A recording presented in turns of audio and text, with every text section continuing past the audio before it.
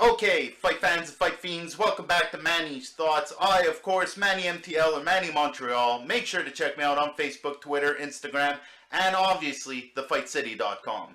As usual, I'll give you guys my thoughts on what's going down in the world of combat sports. Let's get started.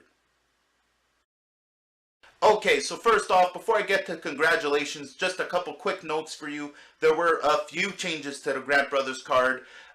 Visa issues, opponent switching. It was a bit of a headache, but they put on a good show nonetheless. I will get to more of that in a second. The quick note I want to make is Dwayne Diamond Durrell was not able to fight. He was ready, willing, and able. However, his opponent got held up with visa issues. They couldn't find a last-minute opponent. It is what it is, but when a young, hungry fighter stays active like that, don't worry, the word gets put out there. Stay tuned to Dwayne Diamond Durrell's Facebook and Twitter for news from him.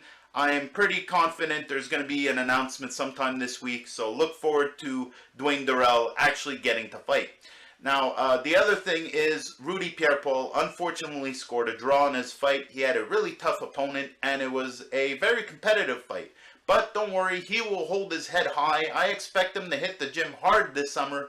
And on the very next Grant Brothers Ricksa show, which is probably the beginning of September, end of August, he will definitely step back into the ring and prove his naysayers wrong. So look out for Rudy Pierre-Paul.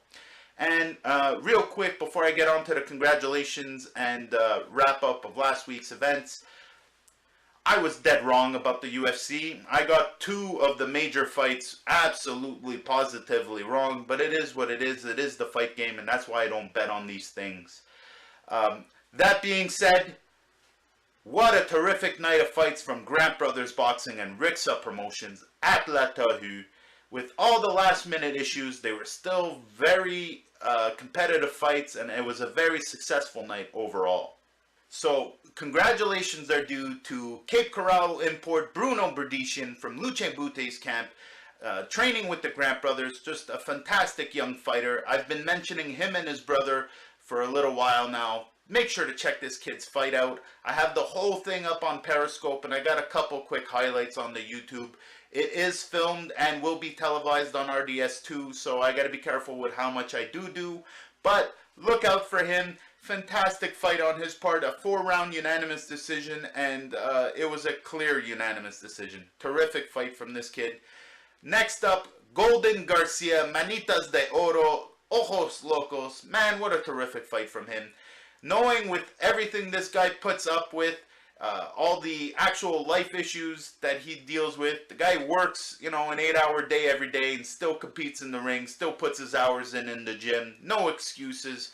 Really terrific stuff from him. He's a throwback fighter, and I was really happy with his fight. Now, also fighting Eric Bazinian. His crowd was there to cheer him on. Now, he was one of the fighters that got switched opponents the last minute because of visa issues. And although it wasn't the opponent we were hoping for, he was a very game and tough character. He took some shots from Eric and then tried acting like it didn't bother him. I was a little worried that Eric would get pissed at this guy's antics, but he reacted the proper way and punished the dude. Just terrific body work. Terrific body work. Just, ribs. Oh, Eric Bazinian. Stuff of champions, people. Stuff of champions. This kid's going to have a belt real soon. Fantastic fight from him. Last but not least, the people's champ, Francis Lafreniere, put on a Francis Lafreniere clinic. Just fantastic stuff. If you've never seen this guy fight, it was just classic Francis, chasing the guy around the ring, head down, hands up, swinging to the fences, just barrages of punches. His opponent gave as best as he could. Now, again, Francis was one of those fighters that got his opponent switched too. Now, he was originally supposed to fight for a third belt, but that got switched around, and instead, it was a defense of his IBF title. Now, that's okay, I guess. He could have made history, though, which would have been much better. And to be fair, the truth is, if he didn't want to, he didn't have to fight, and he still would have got paid, having done all his due diligence. He didn't have to fight. However, I mean, the crowd was very pro-Francis, and a lot of people came out to see him.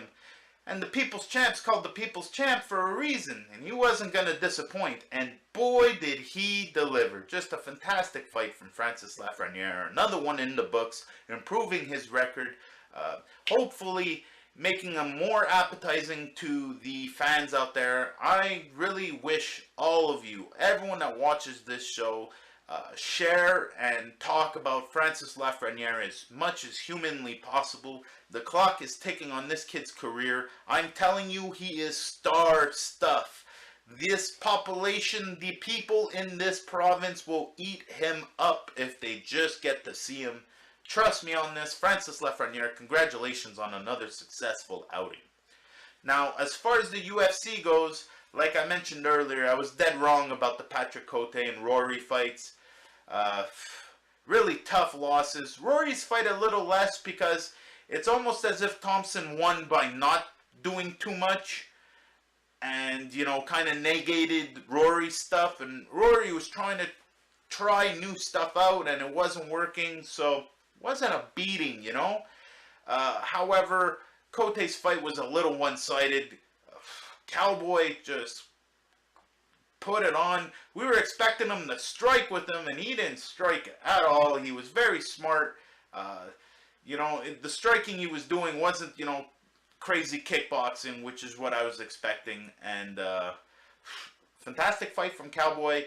Here's the thing. I'm not too worried about Patrick Cote. Mentally, he's top. I would put him on top of anybody in the UFC. His mind's wrapped around the game, and he understands the business better than anybody I've ever seen. And as far as motivation and everything else, he's got plenty. The other thing is, he does have other gigs. So if he decides this is it, no one's going to shame him. If he decides he wants to fight more, well, we're all going to support him. So Patrick Cote, all things considered, could have went better, but, you know, we're still with you, bud. Fantastic fight nonetheless. It was a big fight. Really didn't think that Cowboy with the weight. But anyway, okay, I digress. Good news. The JoJo Val fight, it was a fantastic fight. It was a very tough fight. JoJo pulled it out. Fantastic striking on her part. Just killer spinning attacks.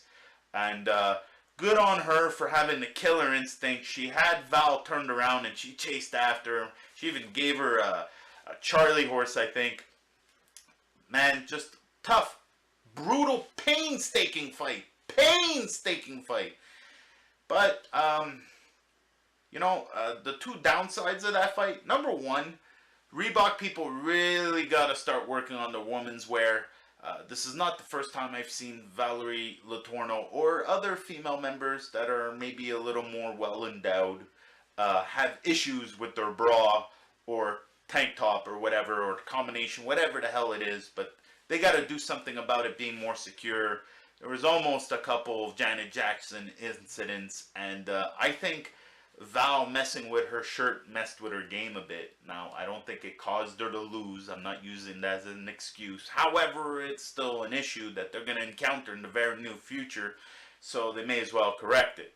Now, the other thing I wish they would correct, no bonus. They gave the bonus to Bosse and someone else, but, you know, okay, Bosse's fight, damn, the dude's got a chin. Dude's got a chin. Bosse's got a chin. Anyone else, that fight would have been over after that knockdown. But, gotta give it to Bosse. Fantastic fight on his part. He deserves his bonus. However, it went 15 minutes. If you consider, you know, JoJo's performance against what was a highly rated fighter, and then, you know, you consider the fact that, you know, she didn't ease up on her. It was that killer instinct. All the stuff, you know, Dana talks about that, you know, would get you the bonus. She did. Hell, I would even give both girls the bonus, but it's not the case. And, you know, according to reports, that probably means JoJo's going to go back to Scotland to save up money, to come back here to train to fight again. Something's wrong with this formula. There's money in the business, I know it. And trust me, I'm chasing after it too. And I'm not exactly doing any better than JoJo. However, I don't get it. JoJo deserves better.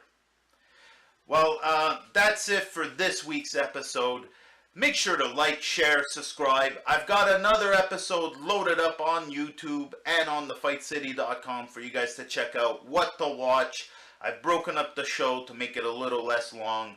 So make sure you tune into my other episodes so you can figure out and plan what you're going to watch this weekend. That's it for me. Like, share, subscribe, do all that good stuff. I'll see you guys next week.